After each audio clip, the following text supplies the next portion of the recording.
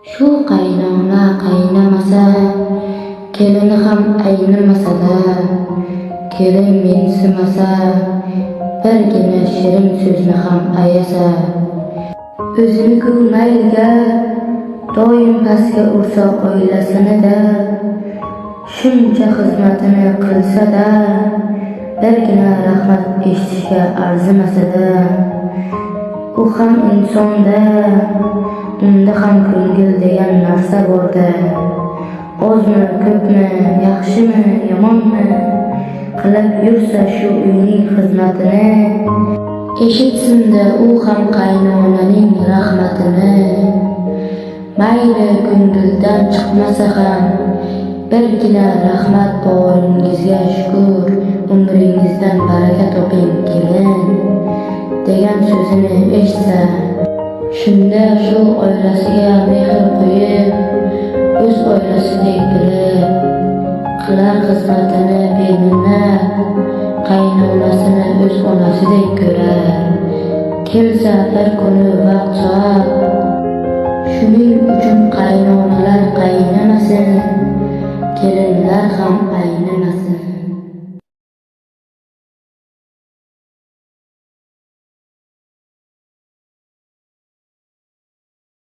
Dardim ichimda desan, ichim yonmoqda-ku bilsan, pichoqsiz so'yar ekan, yuragingni tilka pora qilar ekan.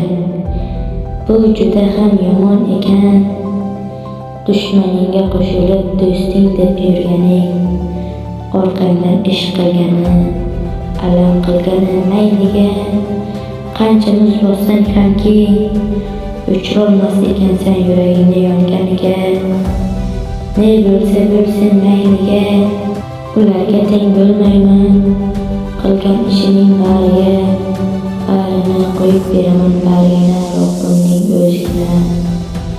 Hali javobini berar bari, jazosini berar Robbim meni qalbimni og'ritganlarni.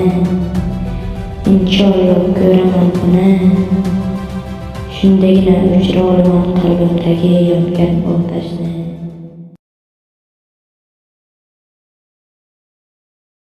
Bu dunyoda berilgan ayollarga sabrni, erkaklarga esa kuchni, lek ba'zi erkaklarga ham bergan sabrni, ba'zi ayollarga esa kuchni. Shuning uchun erkaklar, doim sarflang kuchingizni yaxshilikka. Siz esa ayollar, doim sabrli bo'lishni o'rganing-da.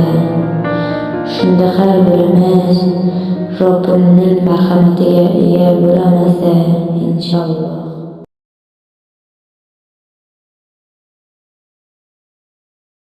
Inson bo'lib kelganimiz yaxshi-da, insof va iymonimiz butun bo'lsa yaxshi-da, qalbimiz pok bo'lsa-da, iymonimiz mustahkam-da, tilimizdan doim shirin so'z chiqsa-da, qalbimiz ham xotirjam bo'lsa, doim shukr qilsak-da, Robbimning bandasi payg'ambarimizning ummati bo'lib dunyoga kelganimizga shukronalar aytsak-da, Robbimning bandasi payg'ambarimizning ummatlari bo'lishga doim munosib bo'lib yashasak-da, erta ularning oldida uyalib qolmasak yaxshi-da. Faqat bu dunyoni emas, erta oxiratni o'ylab yashasak yaxshi-da. Shu so'zlar uchun bitta like yoki podpiska bosib qo'ysak, bu ham yaxshi-da.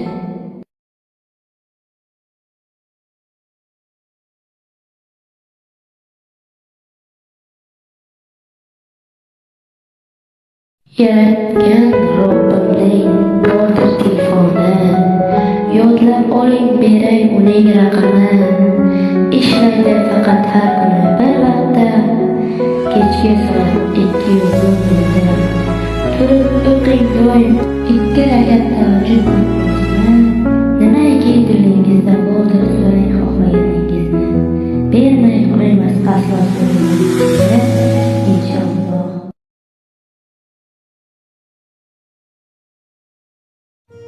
Ayollar xohlaydi doim erini bo'lishni g'ururli hamda kuchli va doim so'zlasin to'g'ri so'zni. Erkaklar esa xohlaydi doim ayoli bo'lsa sabrli, o'g'riga qilsa shukrni va doim eridan ruxsat olib qilsa har bir ishini. Bunday erkaklarni doim qilar ayollar hurmatini. Bunday ayollar esa eri doim bilar qadrini. Yaxshi ko'rar Robbim ham shunday bandalarni. Ularning uyiga shuni berib qo'yar doim barakani. Hurmatli erkaklar, ayolingiz doim hurmat qilsin desangiz, bu so'zlarni doim yodda tutingiz. Siz esa ayollar, eringiz doim qadringizni bilishini istasangiz, shu so'zlarni doim ega bo'lingiz. Bu so'zlarga ega bo'lmagan insonlar ayolim hurmat qilmaydi, erim qadrimni bilmaydi deya hayotdan doim nolib, Robbimdan xafa bo'lib yurish behuda. Hurmati bor, qadri bor insonlar arzimasa ham demaydi yoki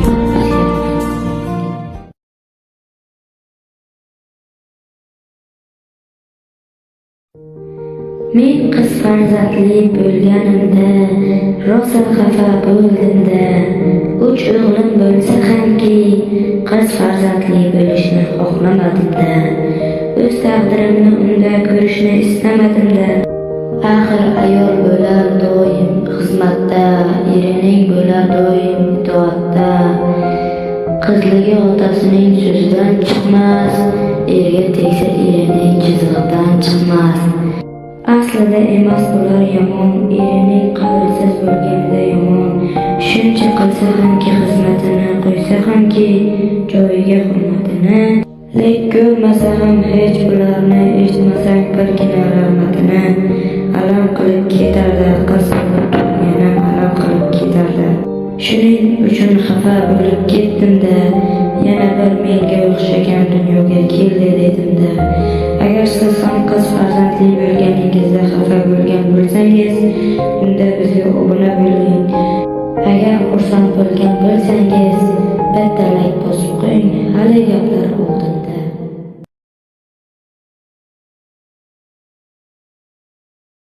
Zamon tezlashib ketdi, insonlar sabrsizlashib ketdi, ota-onalar qadrsizlashib ketdi, jigarlar mehr-oqibatsizlashib ketdi. Pulning kuchi kuchayib ketdi, hamma narsa pul bilan o'lchanib ketdi. Mehmondo'st insonlar ham kamayib ketdi, hattoki o'z ota-onalar ham o'z uyiga sig'may ketdi. Iymonliman deb turib, iymonsizlar ko'payib ketdi.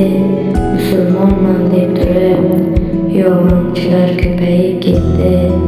Robbimning bandasi, payg'ambarimizning ummatlariman deb turib, Allohdan qo'rqmaydiganlar ko'payib ketdi.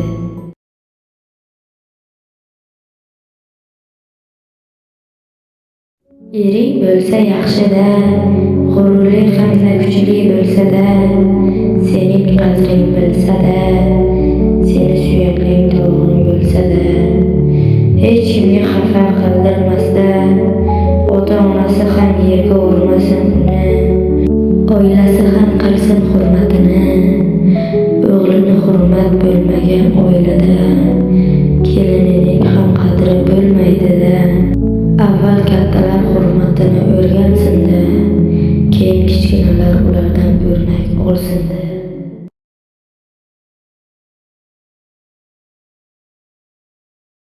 Bilaman dardning yaxshi yengili bo'lmas, har bir dard chekkanga oson emas, lek dardning hammaga aytib yurish yaxshi emas. U insonlar baribir sening dardining davosi topolmas. Darding bergan o'zi, chin yurakdan duo qilib so'rang, to'g'ri yo'lni ko'rsatar o'zi. O'zi kimningdir yoki nimaningdir misol shifokor yo dorilarning sabab qilib faqatgina shifosini beradigan o'zi. Shuning uchun insonlardan emas, shifosini so'rang Robbimdan, inshaalloh bersin dardingizni shifosini birdan. Hech qachon ko'nglingizni cho'ktirmang aslo. Dardga taslim bo'lmang, bu dardni yengishini faqatgina Robbimdan tilang. Robbimga ishonib dardni yengganlar bitta layk yoki podpiska bosib qo'ying. Yoki boshqalar ham bunga ishonsin, dardning faqatgina Robbimdan shifosini so'rasin.